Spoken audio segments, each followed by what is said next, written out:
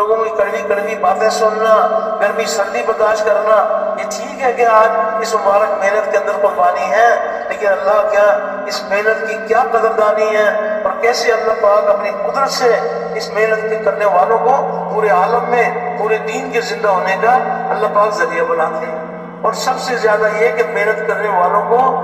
اللہ کا وعدہ ہے کہ اللہ پاک ان کے لیے ہدایت کی راہیں کھول دیتے ہیں۔ تو اس لیے گزارش کی جا رہی ہے کہ محنت بھی خاص قسم کی محنت ہے کہ اللہ کے لیے ایسی محنت کرو جیسے محنت کرنے کا حق ہے، اور ہم نے تمہیں چن لیا، یعنی سارے عالم میں اپنا پیغام پہنچانے کے لیے ہم نے تمہیں چھانٹ لیا۔ تو محنت بھی خاص قسم کی ہے، اور محنت کرنے والے بھی چنے ہوئے ہیں، اور محنت کا میدان بھی مخصوص۔ ہر محنت کرنے کے لیے کوئی نہ کوئی میدان ہوا کرتا ہے۔ تجارت کی محنت کرنا چاہیں تو منڈیاں اور بازار، زمینداری کی محنت کرنا چاہیں تو کھیتیاں اور باغات، انبیاء علیہ السلام علیہ محنت کرنا چاہیں تو محنت کا میدان انسانوں کے قلوب ہے۔ یہ محنت انسانوں کے دلوں پر کی جاتی ہے کہ دل کا تعلق اللہ کے غیر سے کٹ کر اللہ کے ساتھ جڑ جائے،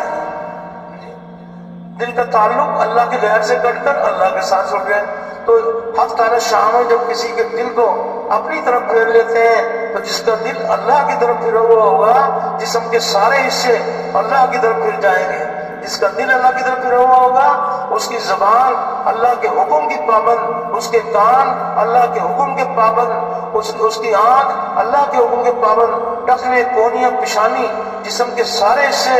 اللہ کی طرف پھر جائیں گے جس کا دل اللہ کی طرف پھرا ہوا ہوگا۔ تو محنت بھی خاص قسم کی ہے، اور محنت کرنے والے بھی چنے ہوئے ہیں، اور محنت کا میدان بھی مخصوص۔ کی محنت انسانوں کے دلوں پر کی جاتی ہے۔ جتنی بھی مخلوقات اللہ پاک نے بنائی ہے، سب سے اشرف اللہ نے انسان کو بنایا، اور انسان کے جسم میں سب سے اشرف اللہ نے دل کو بنایا۔ اگر دل میں